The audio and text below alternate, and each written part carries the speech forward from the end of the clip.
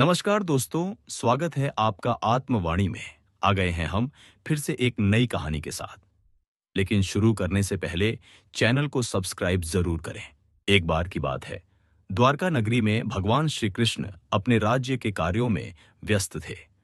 राजकाज, प्रजा की समस्याएं, सभा की बातें, सब कुछ वो ध्यान से संभाल रहे थे।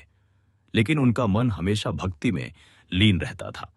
उनके हर कार्य में कोई ना कोई लीला छिपी होती थी। उसी द्वारका में एक वृद्ध स्त्री आई जिसका नाम था विद्यावती। वह बहुत गरीब थी, पैरों में छाले थे, हाथ कांपते थे और आंखों में केवल एक ही आशा थी, श्री कृष्ण के दर्शन। उसके पास ना कोई धन था, ना सोना चांदी, ना ही कोई बड़ा गिफ्ट।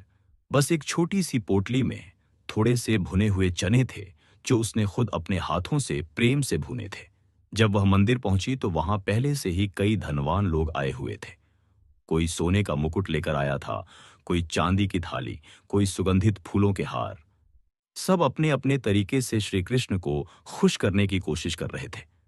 लेकिन मैक्सिमम लोगों के मन में दिखावा और स्वार्थ था। कोई अपने व्यवसाय में लाभ चाहता था, कोई राज्य में ऊंचा पद। तभी वृद्धा ने अपने भुने हुए चने भगवान के चरणों में रख दिए और बोली, हे प्रभु, मेरे पास देने के लिए कुछ नहीं है, लेकिन ये चने मैंने प्रेम से तैयार किए हैं। यदि आपको स्वीकार हो तो ले लीजिए, वरना मैं इन्हें खुद खा लूंगी। लोग हंसने लगे, बोले, अरे, भगवान को चने चढ़ाएगी, वो भी सूखे चने। लेकिन तभी कुछ ऐसा हुआ जिसने सबको चौंका दिया। भगवान श्री कृष्ण स्वयं प्रकट हो गए। उन्होंने किसी का सोना चांदी नहीं उठाया। उन्होंने सीधे वृद्धा के भुने चने उठाए और एक एक करके खाने लगे। उनकी आंखों से प्रेम के आंसू बहने लगे। फिर श्री कृष्ण बोले, ये चने नहीं हैं, ये प्रेम के मोती हैं। इस वृद्धा ने मुझे जो दिया है उसमें ना दिखावा है ना लालच, सिर्फ और सिर्फ सच्ची भक्ति है। उस दिन सबको समझ आ गया कि भगवान को कीमती गिफ्ट्स नहीं, सच्चा प्रेम चाहिए। कहानी से सीख, भगवान को दिखावा नहीं, श्रद्धा चाहिए। अगर मन शुद्ध हो तो छोटी सी चीज भी भगवान को प्रिय हो जाती है।